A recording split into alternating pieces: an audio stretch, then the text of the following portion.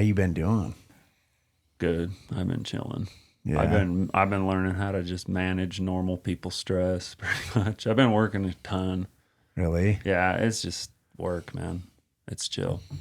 Yeah. But Like when you say manage normal people's stress, what do you mean? Just like just dealing with life on life's terms, being sober. yeah, exactly. Yeah, like getting up early. I'm just getting up, making myself eat breakfast and stuff. I started eating cream of wheat every morning and drinking tea instead of coffee, and getting up at like 5 because I have to be to Camas by like 7:30.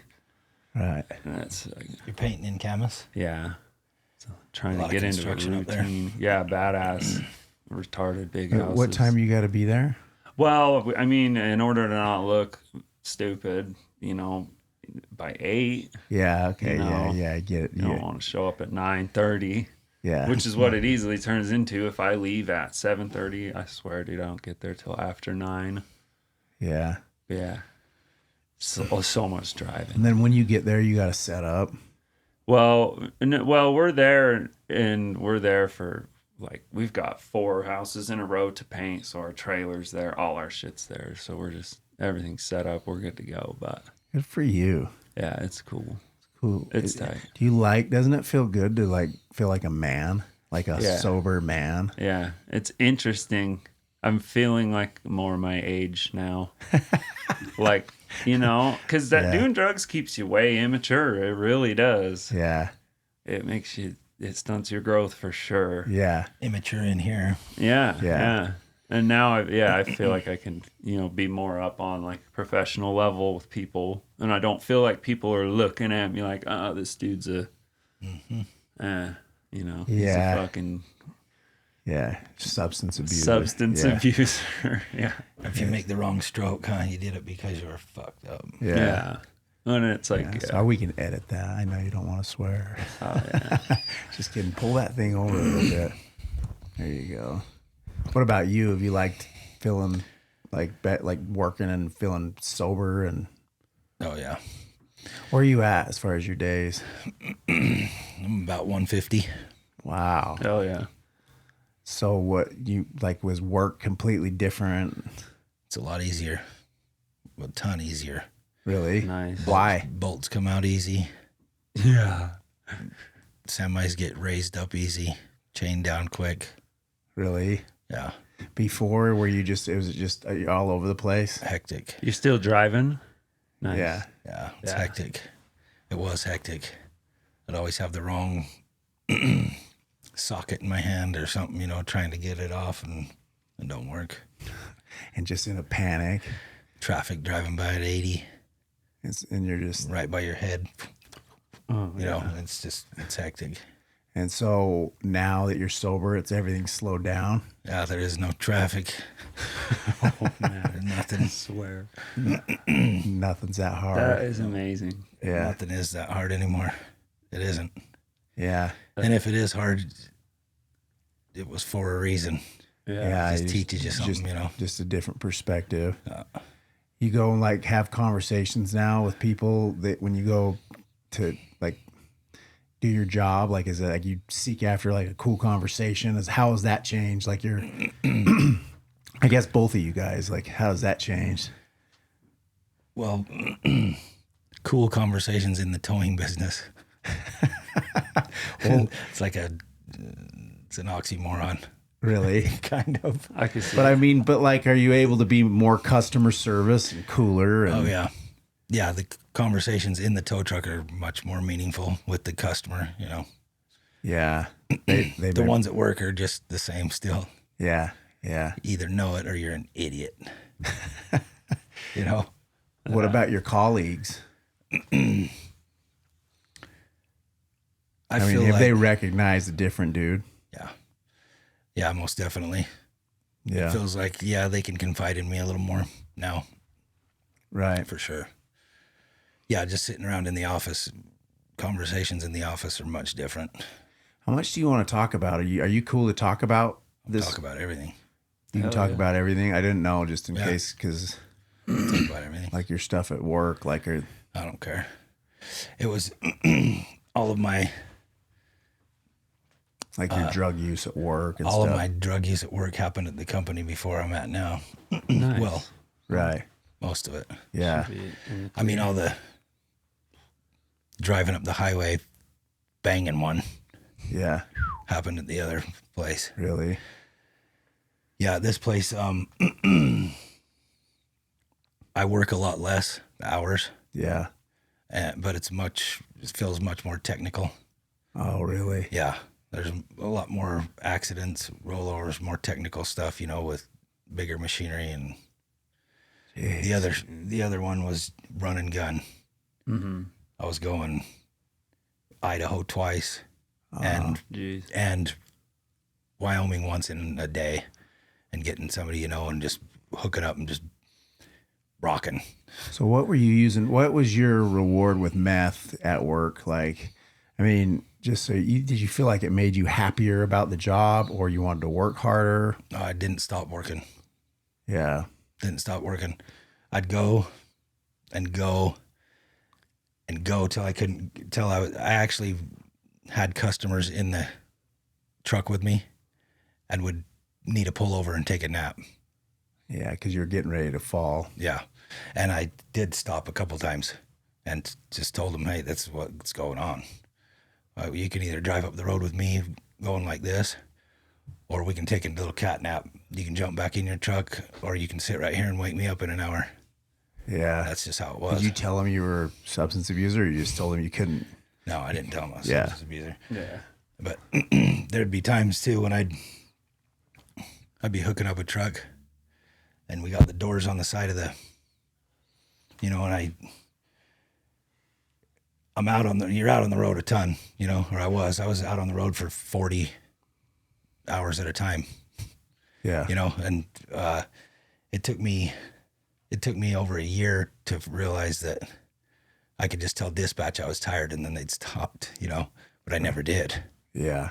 I'd just pull over for a cat nap because we got the little sleeper in the back, pull over for a nap, and then I'd be good for another. And then you'd use Or I'd use, or actually depending on where I was in the time frame, or because sometimes I could use and fall right asleep. Yeah. Like Right after, depending getting on high how, on meth yeah. and go right to sleep. Yeah. Because you were so tired from Yeah. being awake, Mm-hmm. and the meth is just shitty. Yeah, and it just doesn't work. Yeah, like you're just used to it, or it's cut with fentanyl or something. Yeah, I mean, you could, Damn, are they cutting that with that? So fentanyl's Everything. in meth. everything. I guess. I think fentanyl's in everything. Everything. The dude, one of my buddies died from fentanyl trying to snort coke. Yeah. So it's in coke, apparently. So Well, dark. because I've heard of it being in ketamine too. Well, it's the garbage drug. Fentanyl is. Oh yeah, you buy a pill that'll kill you for $2. $3. It's China's garbage. They Jeez. send it over here, and so they put it in everything. You can buy that for a little pill for $2, and And it can kill you. smash it up and put it in the big bag of meth, Mm-hmm. and it weighs more, so you sell it for more, for no cost. And then the customer actually thinks that they're getting Yeah. pretty high. Mm-hmm. Yeah, Makes sense.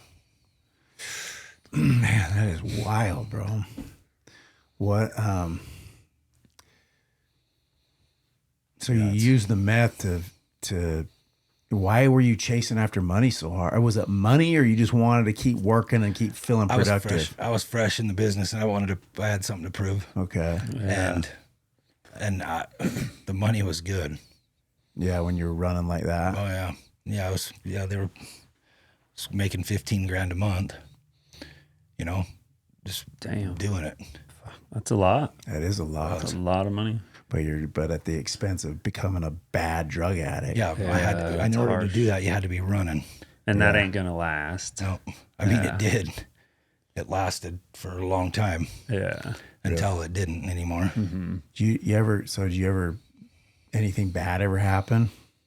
Thankfully, no. Wow. Thankfully, no. But so much could have. Yeah. Especially dealing with that much weight and That truck you got out there now, that's enormous. That's a 45,000 pounder. Jeez. Yeah. Yeah. So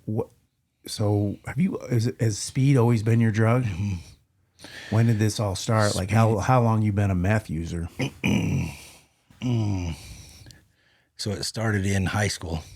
So was it crank back then? Mm-hmm. Okay. And it worked. I mean, what did it help you with? Like attention stuff or mood or productivity? What were you looking for? It happened in high school, and it was just with friends, you know, friends that go here. And, Yeah.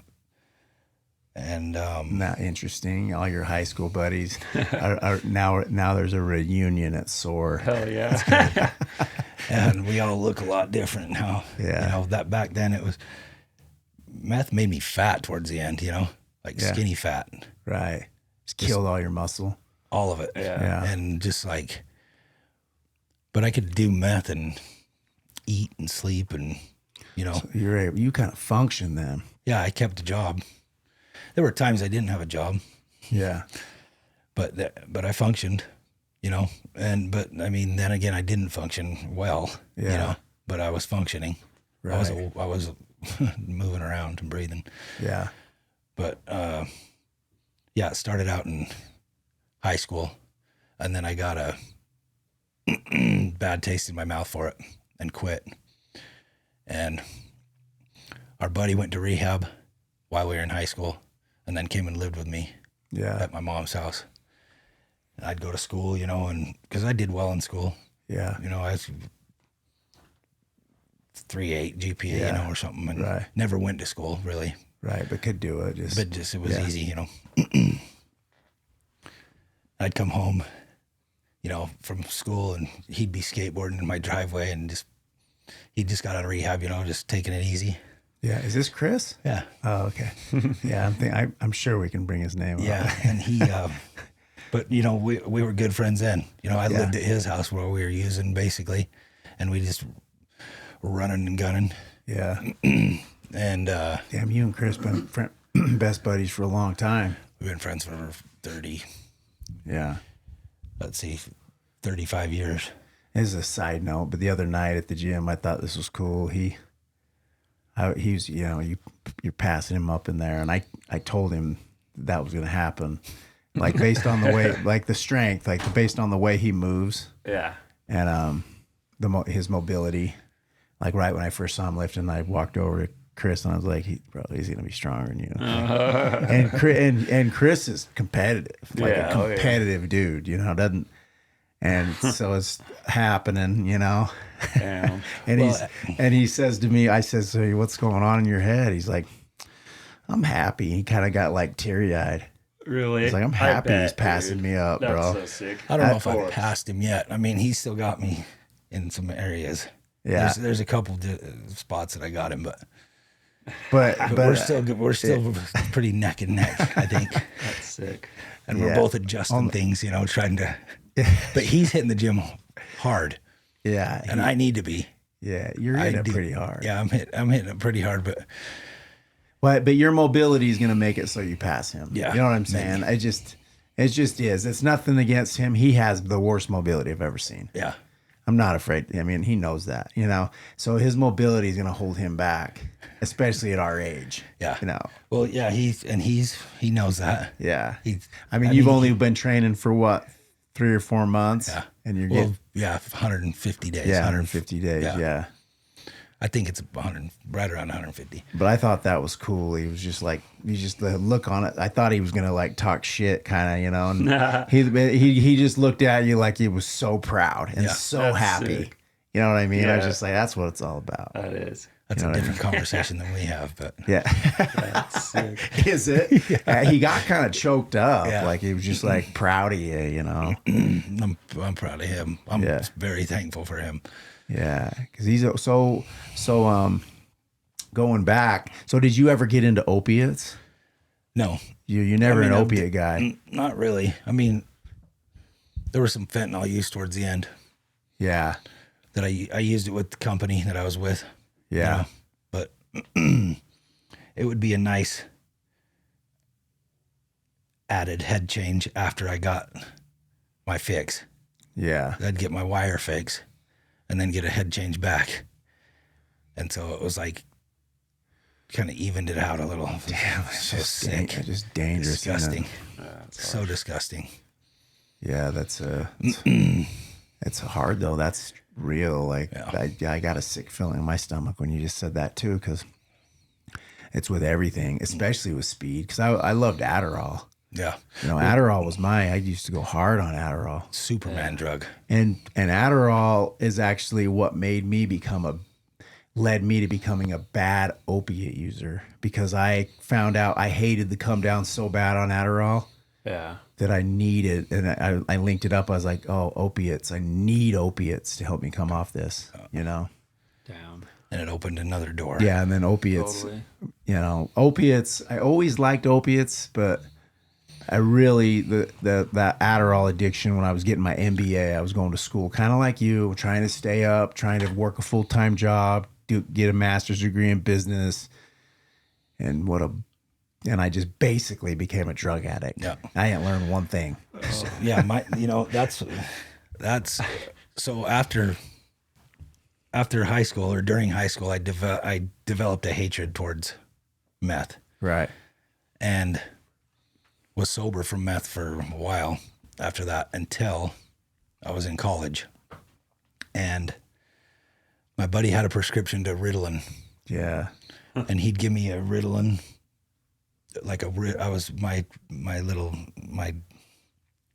he'd give me one a week. And I'd break it up and snort like a quarter of it. Yeah. But I was going to in business school up at Weber. And I'd snort a quarter of that and study everything that I needed to study and to go take the test the next day and get an A on it, or that's what's dangerous about that shit. Yeah. Oh, that was but Adderall was my Makes studying fun. Yeah. Oh, everything was interesting. Yeah. I'd something totally out of my major, something like some marketing crap. Some bullshit. He was a marketing major that I'd get this stuff from. And we'd both have the same test. He'd been studying all semester, and I'd snort some of that, and we'd go take the test, and I'd kill him on it, And it's just like, everything was interesting. I could retain everything, then spit it back out the next day, and so they switched him from Ritalin to Adderall, I think. Yeah. But the Adderall was in a gel cap. Yeah. And it had little beads in it. Yeah, little beads, little orange or blue ones. Yeah. Mm-hmm. You couldn't snort it. Yeah. In came meth again. Oh, really? Yep. Like, I know something I can snort. Yeah, that was before I was ever shooting it. Really? Yeah, it took me a while to start doing that, but because I still am. I'm petrified of a needle. I'd run when the doctor. Yeah. And then you found yourself putting a needle in your vein. Other people at first would do it. Shooting a needle into your vein full of meth. I hate to bring, it's hard to think about. But the only thing I can't imagine, I guess for some reason it's easier for me to understand the opiate delivery through a needle, heroin or whatever, because maybe I was like a sedative. It just seems like, isn't it delivering it through a needle with meth just way intense? Oh yeah, it's pretty intense. Yeah, it's complete body warming. Just amphetamines give you that same euphoric. Is that why everybody does it? They feel like euphoria, like I'm the conquer the world. Yeah, yeah. I mean, it did that at first. Yeah, at first. Yeah, right. And you'd get that warming, and then you start wondering if other people know. So you get, or I did anyway. So I'd get, compete with it, compete with the feeling, like, oh. Well, after you do it, then you'd be like looking around, then you get the little paranoid or whatever. Yeah. And so, just, I hid it, Yeah. I hid it from everybody. So I had to maintain that even. That's hard to do, dude. Yeah. Yeah, it was, but I mean, I managed to do it because I looked like a drug addict. I mean, I look back at pictures and I looked like a drug addict, but nobody knew really, you know. I mean, people knew, but not very many. Like, I don't know. Yeah, you were able to, because when I saw you, when you first rolled in here, and I don't know, what you're 4 or 5 days off meth, sober. 2:30. And you were big, just a big dude, but like you were, I mean, you're just not like you are now. No. I was probably gray. You were just all over the place too, like fresh out of the dumpster. You know, like, and now you've got, that's why. How many years were you using it like that? Would you say? Every day for 15 years with the needle on my arm. Yeah. Oh man. Four or five times a day. No way. Oh, wow. That's like. Oh, you still got the. Mm-hmm. That's crazy. Yeah, that's. I mean, it was just one. You know, it was so easy. Talking about it like that, does it trigger you? Like, no, it makes me sick. Yeah, it does. I just want to make sure. Right? It's. And since I've been sober, I really haven't had many. Yeah. I don't have cravings. Yeah. I'm just sick of it. Yeah. You know, I'm not even sick of it anymore. It's just not even me. Yeah. Yeah. You know, it's, I can't believe how easy it was, how I lived. Yeah. You know, there was always had to worry about something being in my pocket, you know, or anything. It's just like falling out, you know, or going through the washer or something, you know, just like, and it was always concealed. It was, and the reason why I switched to using it that way, I didn't use as much of it because you smoke it, you sit around and just smoke it. Yeah. It becomes your lifestyle. And this, I could do it anywhere. I could do it like driving down the road. Yeah. That's some skill. I mean, it was easy. I don't know how you did that. It was easy. That's crazy. I'd do it on the side of the freeway. Yeah. Standing on the side of the freeway outside of my truck in between two doors. Customer right by me. They had no clue. Oh, man, that is wild. There for a minute, I didn't even have to pull up I'd wear long sleeves, you know, all the time. Really? You know, just was it hard to hit a vein? Never. So that was why I continued. Is that different than heroin? Is heroin make because how come people's veins close? Yeah. You just didn't have the genetics? I don't know. I'm not sure. Mine, it seemed like mine got bigger. Really? Yeah, it's interesting. And it was just, I didn't even have to pull up my shirt a lot of the time. I could go right through the shirt. No way. It was, I mean, I could see, it was just easy. Going up the road, just wank and done. It took me 5 seconds. Wow. You know, and it was just, but the thing is, I did it differently than most, I think, you know. It was the one time with the needle and it was gone. You know, I always had a big old box of them, and I think a lot of people would reuse them and it kills their veins, you know. Yeah, I mean, I could see that. Oh, like reusing the same needle. If you're and it seems like everybody that does it that way. But I always had a fresh pack of them. You know, you can get a pack of them for $1.30 at Walmart. Yeah. For 10 of them, get a box 100 of them for $12. Oh, okay. You know, and so it was, and I don't know, and I didn't have any problem with just walking in there and getting a box. You know.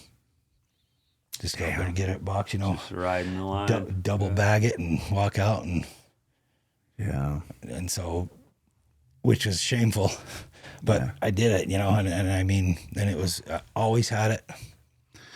Yeah. So was that? Did it hit your pocketbook hard? Because meth was expensive for a while. Because I sold it. I sold it before I got in trouble selling it.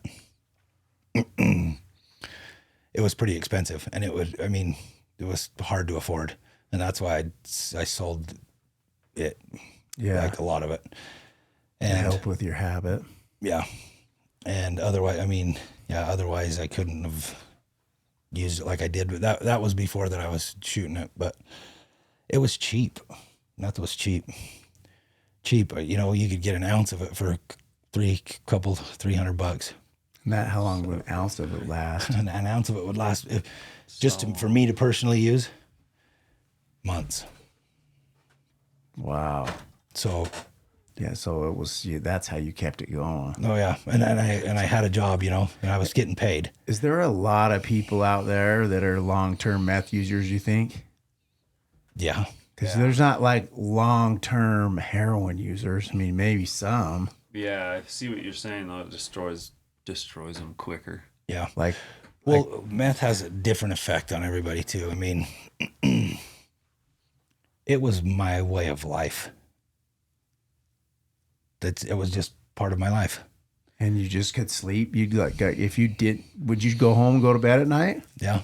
Well, I mean, a couple hours a night, you know, maybe sleep till 3:30, or I'd go home and play a video game or something till 3, 4 in the morning. And if 8 o'clock came around, then I'd go to work. But usually I'd crawl up in my bed, you know, for a minute. And then like I look sounds back, dark. Harsh. it was dark. Yeah, the window was covered with a blanket and it was dark, literally. Because you got that paranoia, thinking people. Oh yeah. Are you kidding me? What's that? Isolated. What's the deal with that? That's because you're stayed up so late and or so long, and you're just hiding everything. they call it, is it like shadow people or something? You start to see shadows. I just felt like that there were just people watching, and I didn't want people watching, you know. So like, yeah, it was dark. Yeah, you just constantly think people are watching you. Huh? Yeah, you just think, and like you hear stuff, and just, you know, you got noises here, and you're wondering what it is, and you feel like somebody's watching you. And the only reason why you don't want somebody watching you is because you're doing the wrong stuff, you know. I mean, like isolating, doing stuff that you wouldn't be doing in the living room. Yeah. You know. Yeah. And so there was always that kind of chip on your shoulder, like somebody knew, somebody had watched you do something that you didn't want them to. Yeah. You know, or whatever. Yeah, like built in. Like always feeling like that, and then doing like a mega stimulant that has a different. Yeah, you have that's a chip. pushing it. That's pushing psychosis. That's why people lose it. Oh yeah, and then for sure. combined with staying up multiple nights in a row, that's when you start seeing shadow people. Even without drugs, staying up. I mean, it'll make you crazy. I mean, that's what the government uses to get people to talk. Yeah, you know, keeping them awake and. Yeah. And soon you do. I mean, you can't not see stuff. Yeah.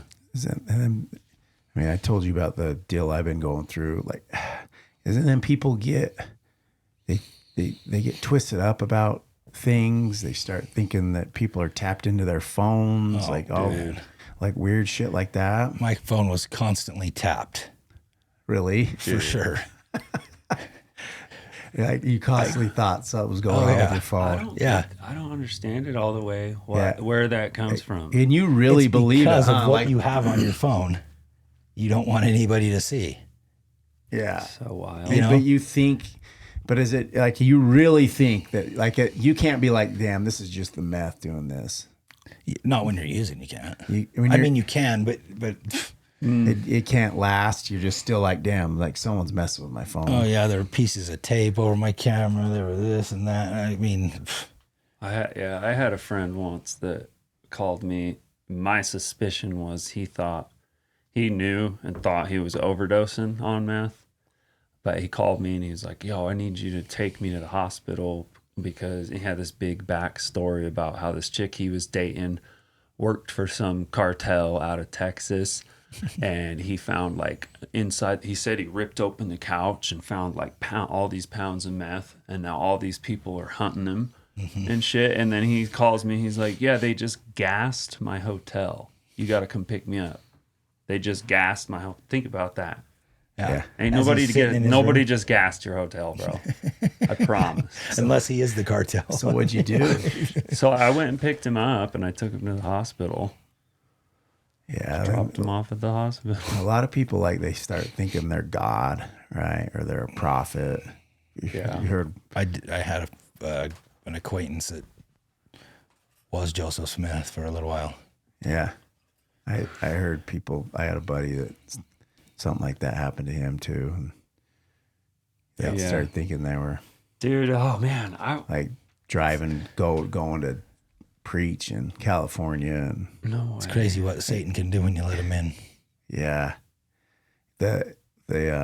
I noticed, do meth addicts run out of gas a lot? Yeah, they don't have, because it's all in their vein, or it's all in their gas, their gas I is in their notice bag. anyone I know who does a lot of meth, Gas. they're always out of gas, bro. And certain people more than others. They'll head somewhere and just their car's on the side of the road and they got to walk, and then the cops pick up their car. Yeah. Or I had a friend that would run out of gas, and then you'd have to go pick him up and bring him gas. And that's just how he filled up his tank, I think, sometimes, He'd just go until it ran out and then have somebody come bring him gas. Help me. So he didn't have to.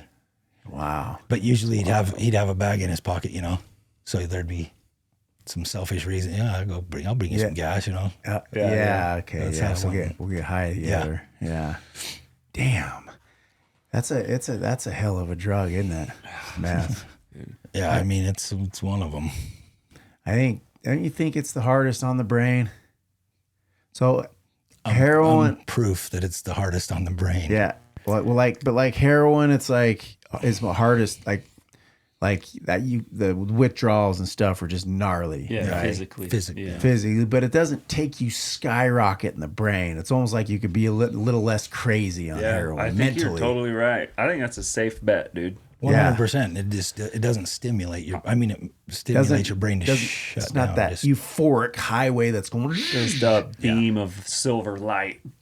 Yeah. And Yeah. so meth is like harder on the brain, Yeah. like that frontal lobe. That, fries. and that's why like they're like meth addicts usually are like depressed. That's their come down. They have no energy and they're just tired. Don't want to do anything. Yeah.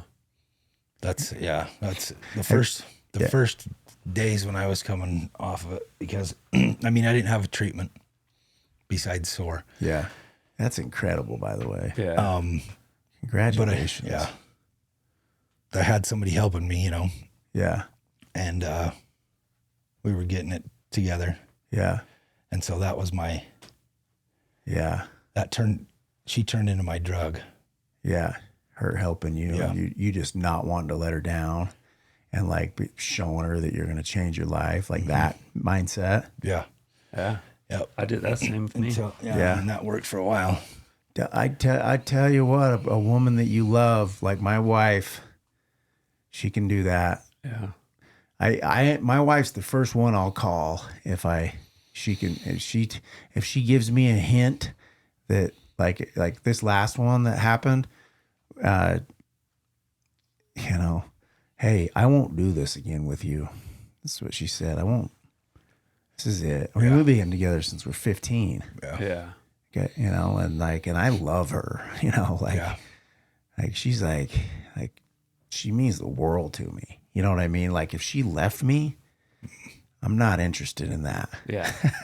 Like, so when she says that she might, like, I'm like, all right, let's fucking Take come a on. step back. Like I need that though, Yeah. No sponsor or anybody can really talk me out of it. I don't think like my wife can. That's why everyone's like, you shouldn't call your wife. Oh, I call my wife. Yeah. Straight to the source. I mean, she doesn't want, like, I don't necessarily hate to put her in that position sometimes but like she can talk me and help me see the truth, Yeah. It's help you point in the direction of the truth. But that's like what's happened to you. This female helped you get sober then. Yeah. Yep. And until she wasn't there for a minute, Yeah. and then it was you and God. Yeah. Yeah. Yeah. Oh, So yeah. I want to go into that. So, That was a wake up call. yeah, when big one. when I was coming here yeah, and crying to you, yeah, and you were telling me, God loves you. yeah, That's the only person that matters. yeah. And when God loves you, you'll realize, when you start recognizing that God's the man. Yeah. Wow. That was a change. Huge. Yeah. I learned so much in the next week of how to just release it to him, Wow. you know? And like, yeah, because you can't, I mean, I couldn't deal with it. I couldn't. And which was funny because I was getting sober for me. Right. But then really I wasn't getting Yeah. sober for me. All of a sudden, you know, and you're hitting me like, quit being a bitch, dude. Yeah. It's about you, Yeah. you know, and it was about me. And looking back, I was as selfish as I could have been at first. Right. Thought I was doing everything for somebody, you know, and I was like a blanket. Yeah. A weighted blanket Yeah. for her, you know. Right. And until I realized that, I'm like, man, that's the most selfish thing. You know, I thought I was being selfless. Yeah. Wow. But I wasn't. Totally selfish. Yeah. So like you've like you say the weighted blanket, like you were like Smothering. Yeah. Wow. And Hard for you to admit that? no. Not today. Nope. No, it was because that's what it was. And someone else even brought that up to me, you know. Yeah. Helped you see that truth. Yeah, I mean, I knew it, but when I hear somebody else saying it, Yeah. I'm like, yep, it's exactly what I was. And it was just like, get off, you know, like, and I wasn't trying to be that. Yeah. But yeah, after we had some time, you know, Yeah. sober time, and then that week or whatever, you know, I remember when I was coming here just going, Oh, yeah. I feel it. And you're like, it's in your head, dude. It's just in your head. But it was in my head, but it was in my head because it was the truth, you know, it was what was happening. Yeah. And yeah, that I've never, now that I look back on that time, Yeah. I've never grown as a human in that amount of time as much as I grew that week or so.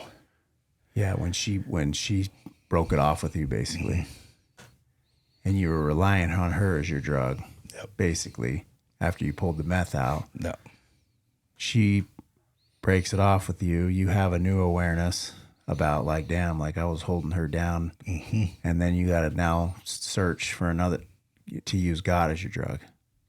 That's what happened.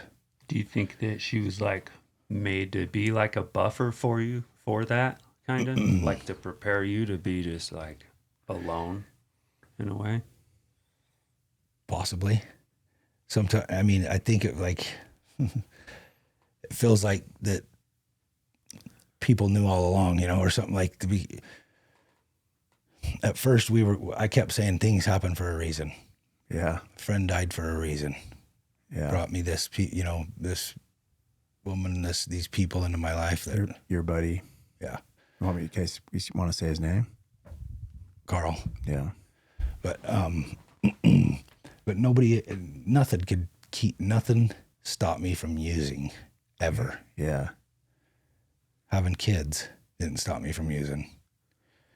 You know, my son being diagnosed with a brain tumor didn't stop me from using. Yeah. You know, nothing stopped me from using. I lost plenty of friends along the way. Yeah. But the second that God was reintroduced into my life, made it easy. Damn. It did. It's powerful. And it's not easy, but when he's there, it is. It really is. Yeah. And I don't know why it's a struggle to just rely on him and because when you do, Yeah. things are easy. Really is. Everything's easy. What? Living life isn't hard. It's simple. Yeah. Simple. What? So I find you highly interesting because you're like, you know, I found the gospel of Jesus Christ, the church, Yeah. right? The LDS church. And were you softened enough to take the Church of Jesus Christ and Jesus Christ on as your higher power, and why did you choose the Book of Mormon, and what's the story behind that, and how did you, because a lot of people don't want to do the church. I don't know many that use the church in at least the circle I'm in Around here. Yeah. It's got That's hard for me to understand why. yeah But it was, so I went to church as a kid, right and it was a social thing. yeah You know, I come from an LDS background. My dad's brothers both served missions, and my grandparents were LDS on my dad's side. My mom's side was, my mom's dad is Jehovah's Witness, yeah but her mom is LDS. And one of her brothers and my late aunt, you know, was really strong in the church. You know, they have a testimony, and but as a kid I went, you know, and I was a Catholic Boy Scout, right and just did it for social reasons, you know. yeah But then I decided to get into seminary when I was in 9th grade, you know, and after my 9th grade year, I got baptized into the church. So I was about 16 wow when I got baptized, and acted the part for a little while, you know. yeah But then I was, you know, I let it go. yeah But I always had it in my blood, you know. And then I have I just had some devilish people in my head telling me, you know, that some people that left the LDS church telling me, you know, what, it's all BS, yeah you know, it's BS. I mean, I've heard we're living in a simulation. There is no God. yeah yeah I heard that one too. Yeah, I mean, and I have a guy that lives by me that has every reason not to believe in God, you know, and have faith. Like, those are his two least favorite words: is faith, Yeah. you know, and believing. right And it's like, and it's crazy. I mean, you know, do you want anything that he's got? not anymore.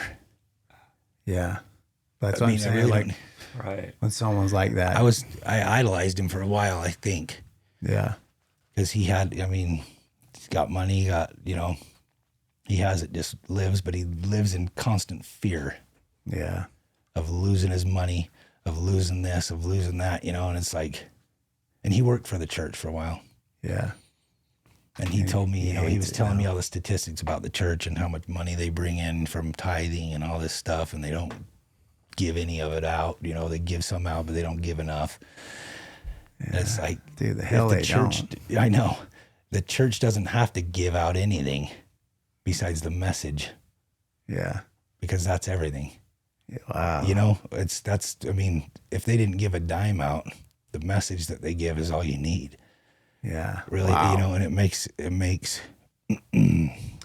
Well, it makes life real easy. they do that. A lot of people say that about the church. The whole thing with the ensign account or something. Yeah. But like, church practices what they preach. They teach all of us. The message is to save money. Right. Don't live amongst your means. And like, other than, what would we have them rather be like our government that spends trillions and doesn't save money? Right.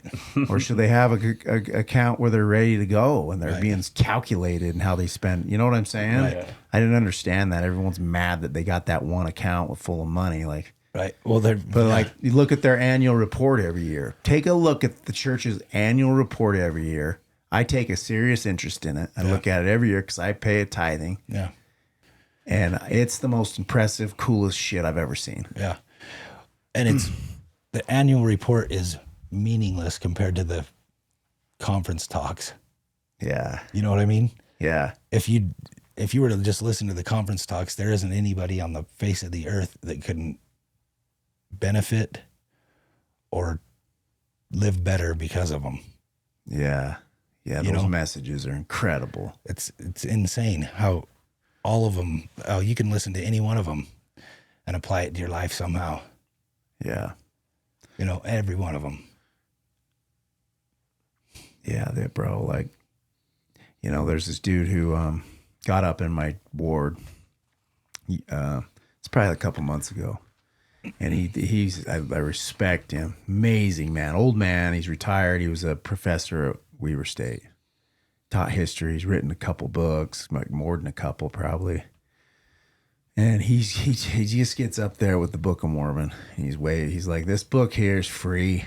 Yeah. The missionaries just handed out this little paperback. It's just the one they give out for free, the blue one. Yeah. And he's like, but somehow this little book created all these temples and everything that's going on. Yeah. And this book is worthless, like as far as money. Right. Like no one sells it, no one buys it. Like, but this book has created everything. Yeah. He's like, what is this book? I thought that was powerful, dude. Oh, yeah. I was like, he said it way better than I just said it. Yeah, no, that is sick. And I've been studying the Book of Mormon. I know you have been too. I don't know if there's a cooler book. It's a good book. I don't. If you're studying it, and you're not just looking, you know, and you're like, and you're kind of asking, working with God while you're working on it. You know, the theme that's been going on in my prayers while I've been working through it this go around is there's a part where Joseph Smith says that a man will get nearer to God by studying this book and trying to abide by the precepts of this book than any other book. That's a promise. Absolutely. And you can say what you want about Joseph Smith, but so I have been doing that. Like, I'm like, I have not felt comfortable in this past year. You know, hardest year of my life, trying to prove myself to everybody, you know, like getting moved out of here and then switching schools and had to tell, you know, just an insecure year, man. Like, Feel that. And why do you need to prove yourself to anybody? Well, it's just, you know how that is when you're, you know, I started this thing. I felt like I let a bunch of people down. It's just, and I know that I didn't in a lot of ways, but like, I just haven't been comfortable, you know, so my theme of my prayers as I study this book is I need help to feel the Spirit. I need to get closer to God. I need a way to use God as my drug. Now, like, I can't prove myself to anybody anymore. Yeah, and that's kind of offensive to me. What? When you say you've let people down. Well, yeah. You've never let me down. Well, I appreciate you saying that. I look at all the people here. Yeah. It's not a place for letdowns. Yeah. Wow. Man. And, you know,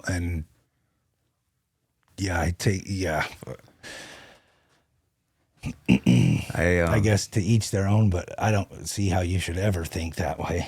Yeah. With the program you've built here and sitting here and. Yeah. And it's getting there. And I'm getting there. Like this podcast that me and him started and just being able to do, but I want to, that's one thing that this book, this little free book that most people talk smack on. And a lot of people won't read it. No. You know, most people won't read it, especially the ones that hate on it. Right. You know, Mormon, like, but they won't read it. Right. They'll read the Bible, though. Yeah. They'll read the Bible. Yeah. And then what? And then what after that? Yeah. For all the people. I mean, how are we supposed to stay in contact with God? Yeah. I heard, so if, when your son turns 18, do you stop talking to him? Do you stop giving him advice on life or anything? Right. You think God does that?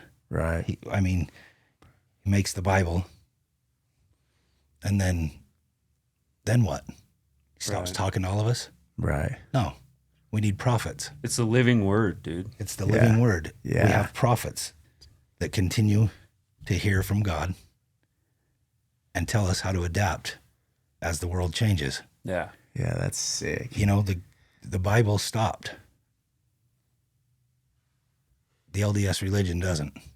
Yeah. We have living prophets that speak to us and tell us how to continue to live. Yeah. You know, we don't turn our backs on our kids. Yeah. Why would he turn our back on us? His back on us. You know, Yeah. he's got to keep talking to us. Yeah. And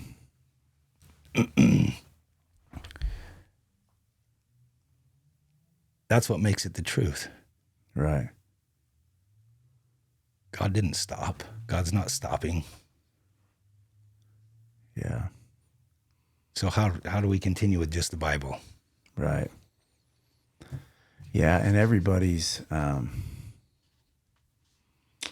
don't know, everyone's at a different stage too. Yeah. I don't, because a lot of people ask me, like, why do you do the church? You know, I guess I don't look like I'm the type of dude that does the church, you know. If there is a look. Well, yeah, there is a little, like, A little bit. yeah, but you know what I'm saying? Like, I bet a lot of people will be like, you do the church, Yeah. you know, as you get into it. But, But that's kind of like one of the that's what turns a lot of people away from going to church. They think they have to look a certain way. yeah, You know, going there with scruff, going, you know, whatever. yeah. And the Especially, church doesn't turn people away. especially nowadays, like, No. like it's changed in that way. A living church. It's, you know, I mean, a lot of the stuff that where people get mad and all that stuff is the culture. Like, Yeah. people get, The holier than thou kind yeah, of they deal. get mad. I mean, that's just imperfect people are acting goofy. And that's Right, going to yeah. be in any kind of Organized. organization, Yeah. you know? Yeah, anything. But I'll tell you what, the men that I'm associated with at down there, because I teach elders quorum, and our elders quorum's tight. Like, it's just a group of, and they're like old men. And they're like, I'm so thankful for them. You know, I bore my testimony this last Sunday, like, and I didn't want to do it, bro. My heart rate just started beating hard, and I was there. I was there by myself. My wife and kids weren't there, and I was just down there, and my heart just starts beating. I didn't even know it was Fast Sunday, so there wasn't nothing prepped. I just was like, and I really didn't know what was going to come out. I kind of was like, do I go up there and say I'm thankful? Like, I don't know. I just didn't really think about what I was going to say. I just stood up, walked up there, and I ended up telling them about what I just shared about the Book of Mormon, about how, like, about the year I've had, and how it's been helping me lately, like, to feel like I this is probably the highest my spiritual condition's ever been right Mine as now. well. Yeah. This time of my life right now.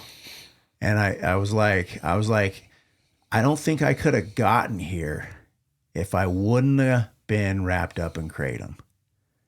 You know? So I even know it's like it's been pretty dark in my head, you know, but like, you know, and the way that I'm feeling, and the kind of the big thing that's been happening to me is I don't have to think.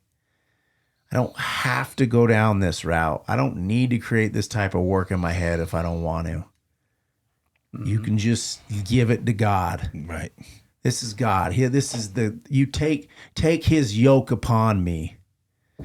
I don't need to do this, dude. You can't control this, bro. Just here, hand this over to God. Right. And then just freaking stay right here and go laugh with your kids. Yep. Yep. Why do I got to worry about this? You know? You don't.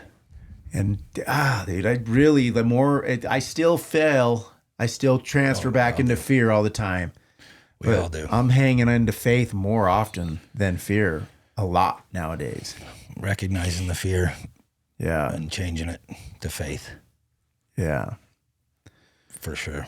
So what's happened with you? Like, what do you like about it? Like, getting into the atonement and using the church as the repentance process. And I've been swimming in the temple.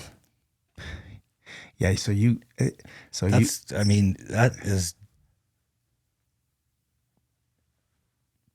been the coolest thing that's happened to me for a long time. Really? Actually, the coolest thing I've ever experienced, really. Really? Yeah. And all it took was somebody's hand saying, come back. Yeah. Sick. And like your ward and your bishop and everybody's just been helped you. Oh yeah, I've got 2 bishops helping me. Where my records are in Roy, and then the people out at out in the ward out in Layton. It's been special. They've held my hand the whole time, and that's all it takes. Is you should see the row, the row of at the church that we sit in.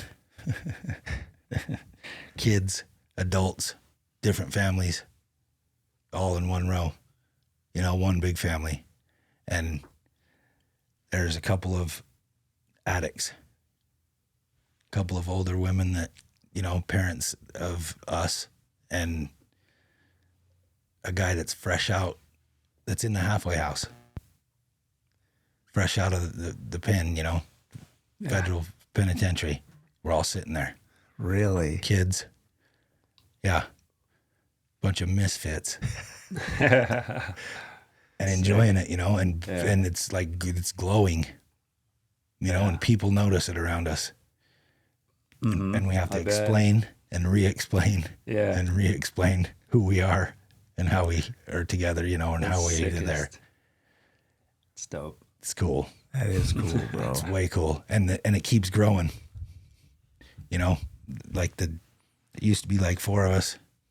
Now it's like 6. Some Sundays it's 8. And we're extending our hands to others, and trying to get them there and bringing clothes to them and saying we're here. Wow. And it's cool. And I've got elders, quorum presidents calling me, hey, we're going to the temple tonight. Let's go. Yeah. Okay. It's awesome. I need to go with you. We do. When are we going to do it? Whenever. I'm going to the temple in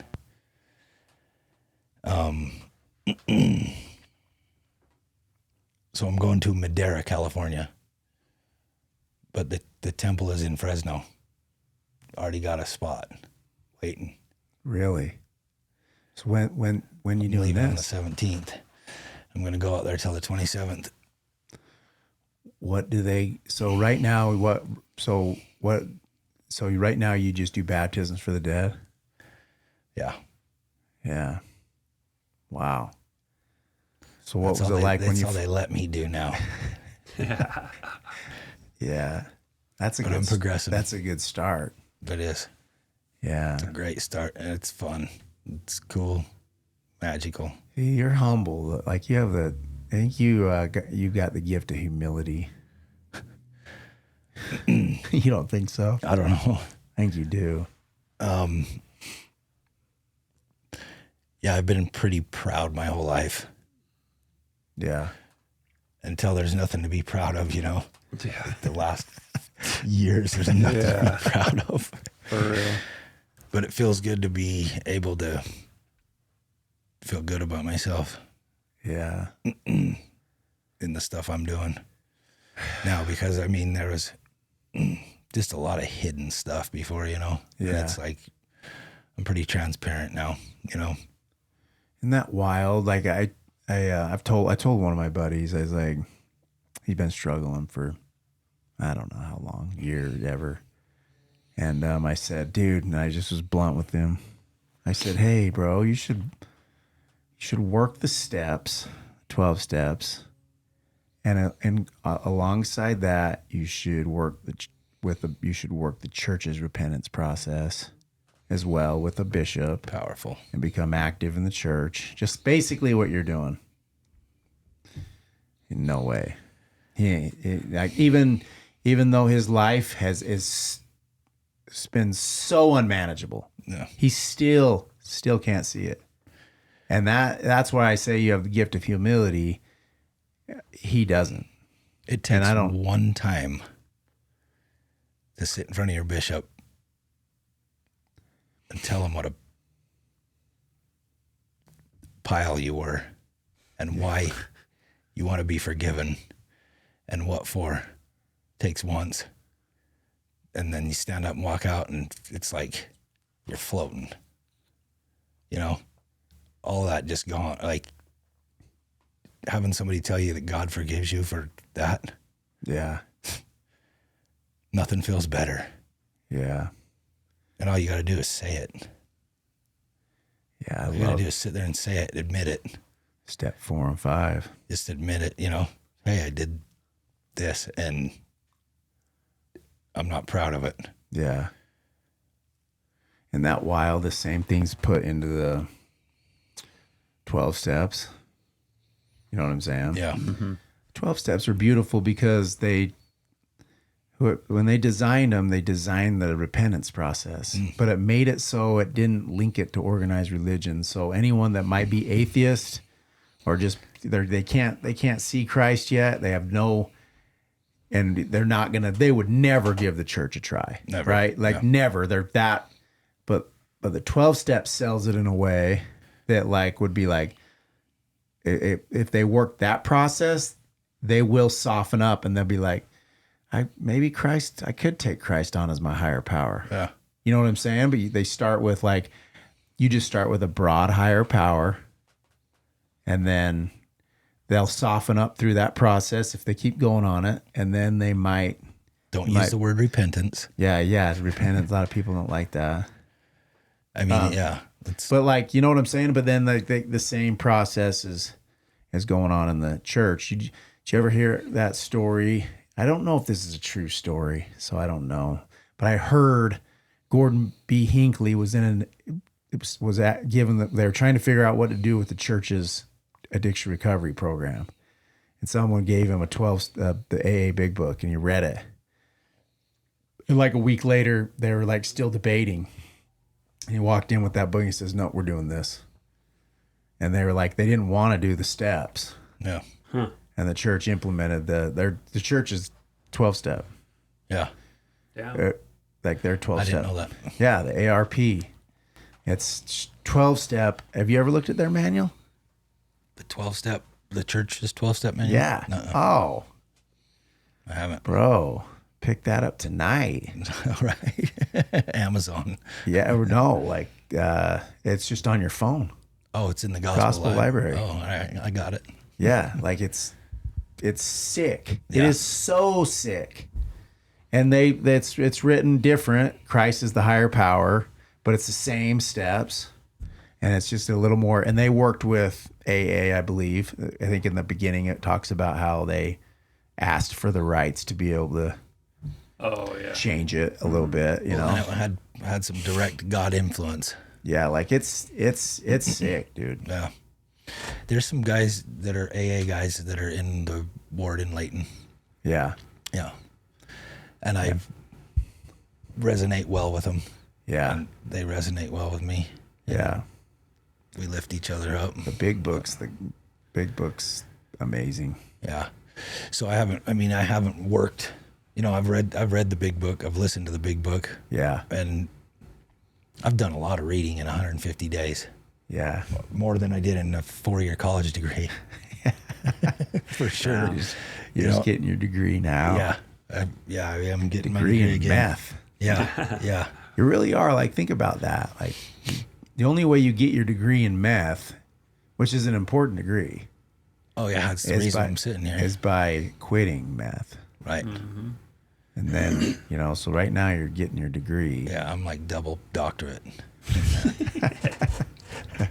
Double Like Tommy Boy says, you know, like got 16 years. the only people that go to college for 16 years, they got double doctorates in math. But the only way you really get the degree in recovery. Right. Yeah, that's where it's at. It's know? true. Yep. You don't get anything out of all the drug using. use Yeah. until it beats you down and forces you to look at your character. Yeah. Say you get some battle wounds Yeah. during. Yeah.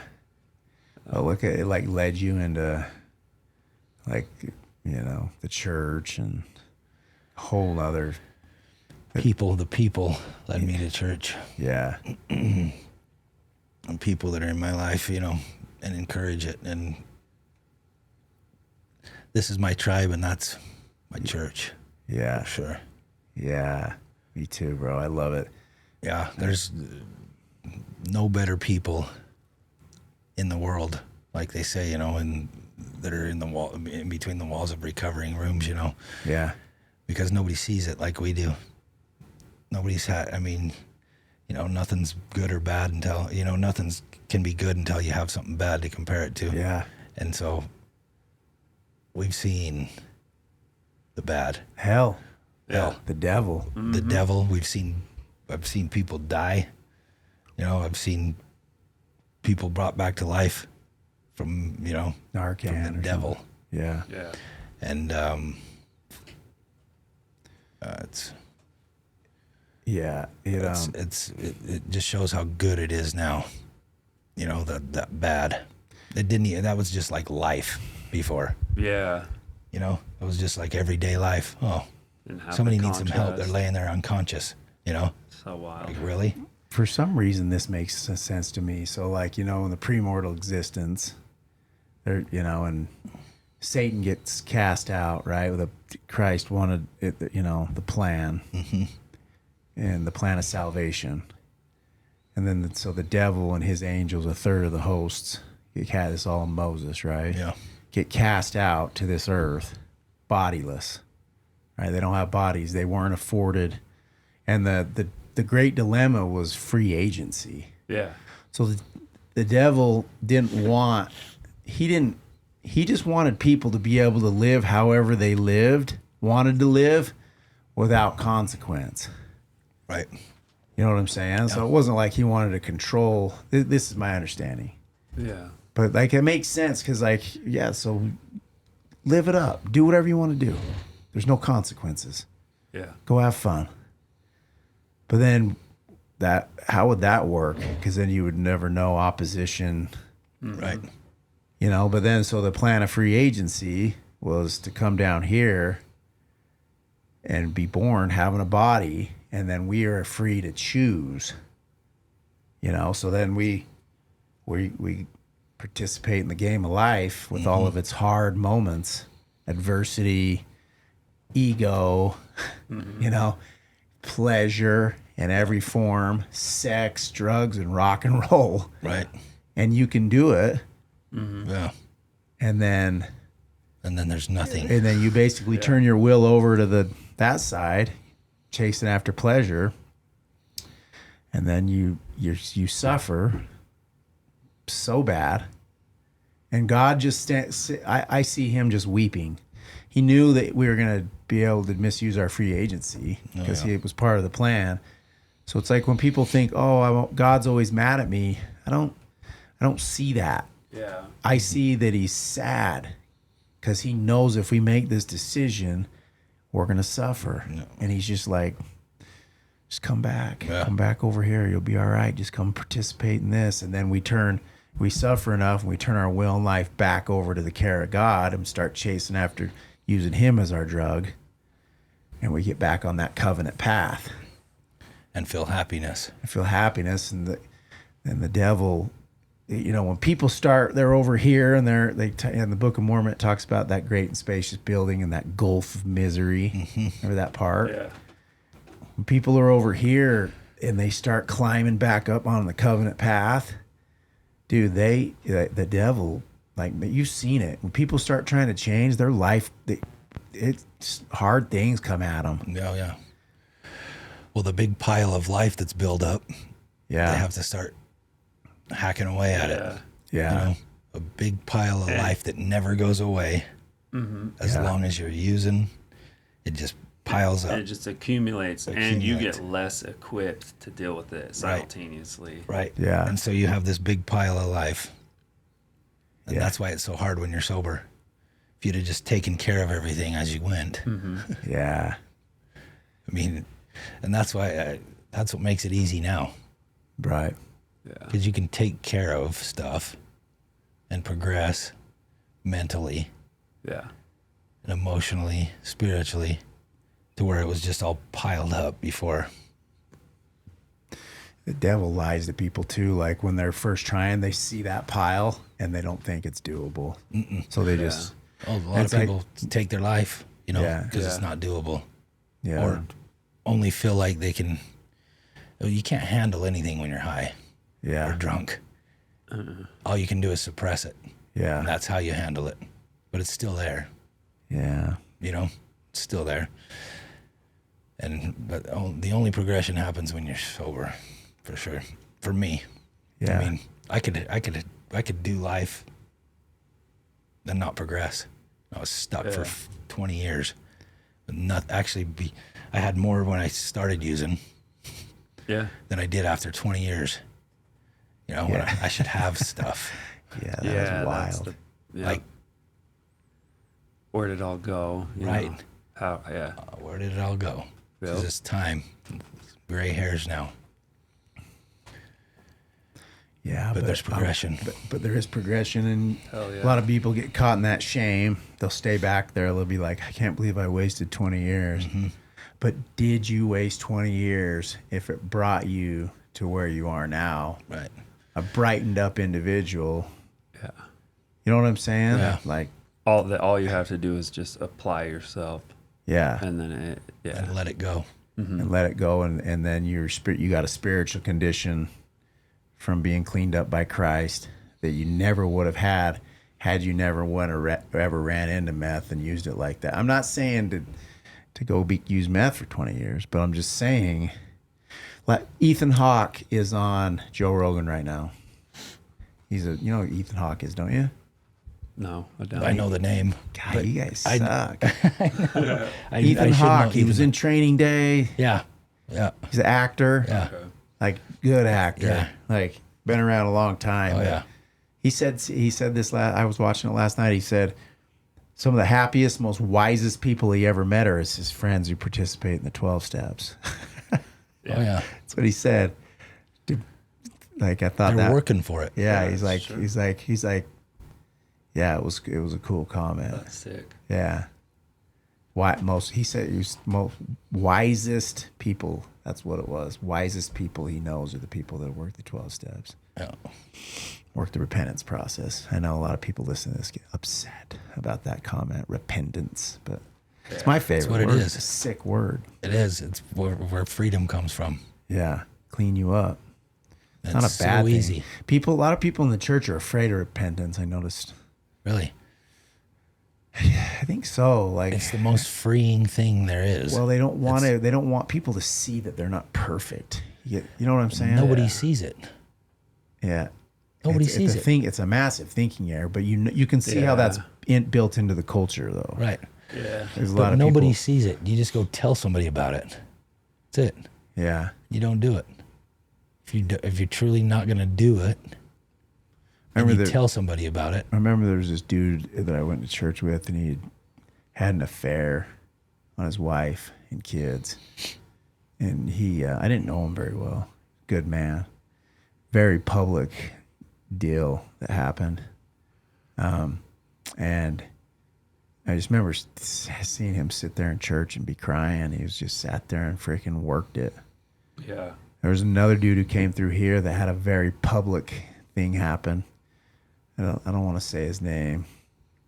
Like, gnarly thing. That he was head of a company and was in the papers. No. And he just freaking worked the church's repentance process and the steps, and his whole life's completely changed. Everybody's forgiven him. Things Yeah. are going good at work, you know. Yeah. And it was linked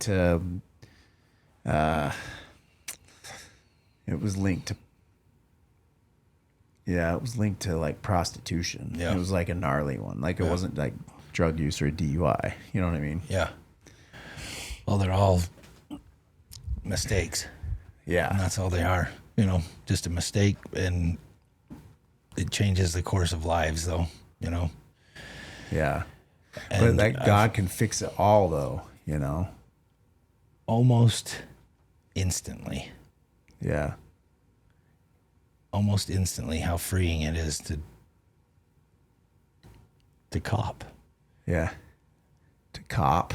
To cop to your stuff, Yeah. just to be honest. Surrender. Just to be honest. And that's the only time you can give yourself any grace.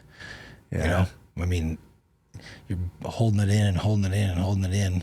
Yeah. And you talk about it and you say you're sorry for it. And that's when healing starts. But it won't start healing until then. Yeah. That's the only time that you can be forgiven, is to tell somebody about it and be sorry for it. And it's gone. Yeah. Broken heart and a contrite spirit. Right. Yeah. Simple. Pretty simple. And then just work it, like live a different way. Yeah. Make it known that, and that you're different now. And show it. Yeah. And be it. Pretty simple stuff. I mean, it's hard, but it's simple. Yeah. Yeah. It is hard, but it's simple. It is very simple. That's a good way to put it. It's hard just to say it, I guess. It's hard, and then it's hard to remain diligent to doing it on a day in and day out. It becomes easy when people know. Yeah. If you're hiding it is when it's hard. Yeah. You make it known to people. I'm a drug user. I'm trying to change my life. Will you please help me? Then people hold you to that. Yeah. And you become more accountable. Mm-hmm. And you no longer are hiding from it. And that's just you. That was you. But I'm different now. Yeah. And I want you and you to help me stay this way. Yeah. And you just rely on yourself and others to hold you to that, I mean, help me be better. Yeah. Sick, bro. I want to share something, but we wrap this up, but just something that, We're not going to get into wild using stories or anything. just kidding. Next time. Next time. Maybe next We've time. been talking, this is the new church podcast. This is the best. This is where I wanted to go. Yeah. I got some pretty wild using stories. If you want to get into them. I'm just kidding.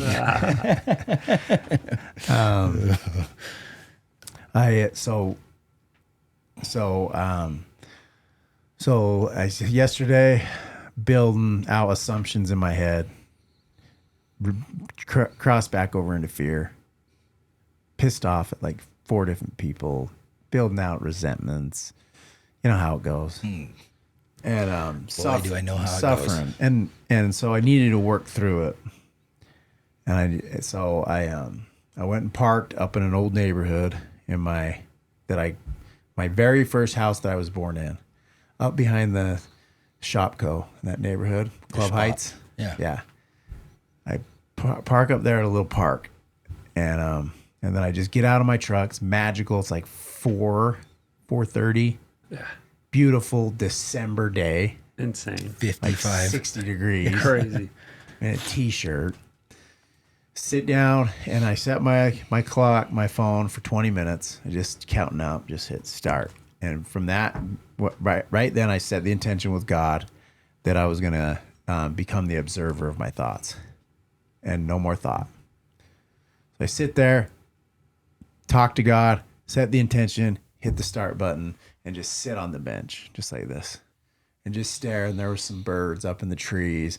There was some kids jumping on a tramp over here. And I'd been addicted to thinking, so it was hard. Like it was trying to come in, and I was watching for it and just staying right there with my breath, basically meditating. But I got my eyes open, and I'm just like looking around and watching things. But everything I look at, I don't draw thought to it. I just stare. Oh, there's a tree.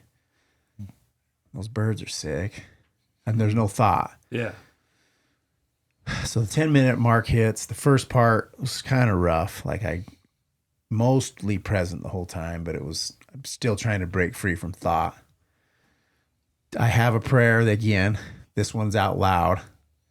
And I ask God, I say, hey, can you please help me remove these thoughts? Like, I want to help me see people of children of God. Help me to just be, I don't want to take these resentments and these fears from me, and help me to cross back over into faith. I can't do this. I don't just have a cool out loud prayer. And then I set the timer again for 10 more minutes. Boom.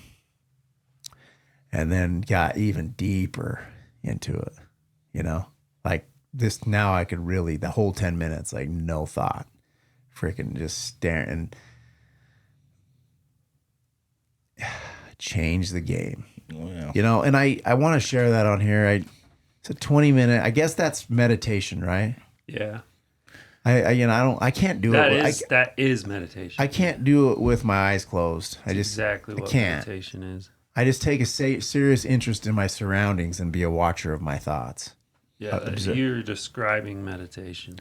Really? When you close when I close my eyes, that's when I start thinking. Well, I maybe want to get there, but like I just take a serious interest in what's going on right now. There's an ant, but then I don't draw thought to it. Yeah, it's from an observatory standpoint. Just seeing it. Yeah, and not trying to objectify it. Yeah. That's you're like describing transcendental meditation or any form of meditation.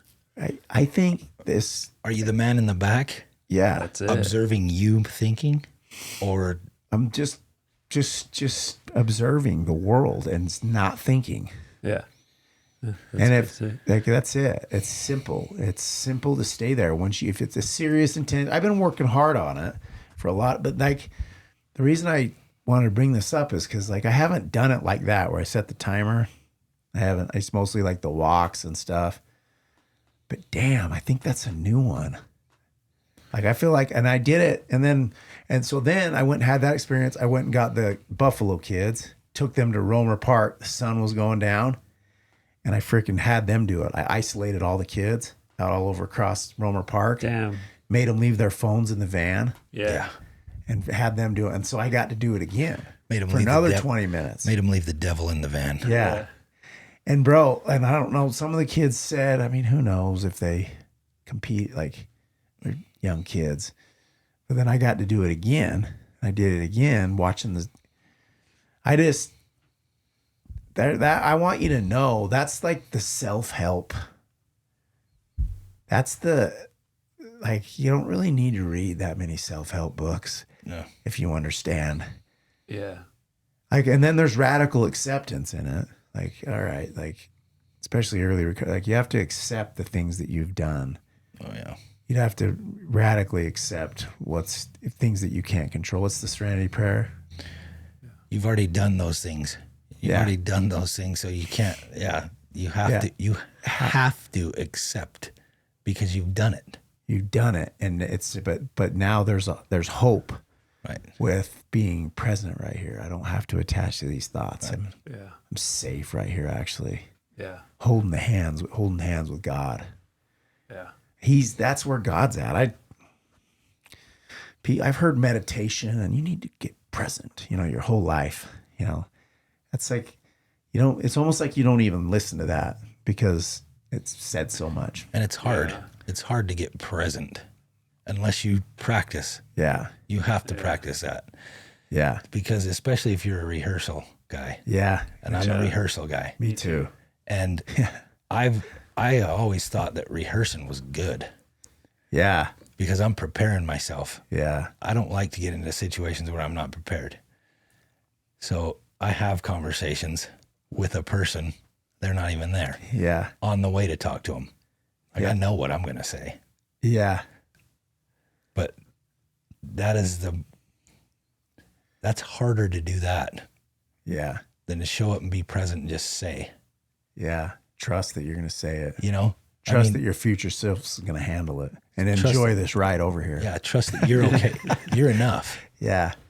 Just you're enough. Yeah. You don't have to think of what you're going to say. Just say what you are, say what you're thinking, Yeah.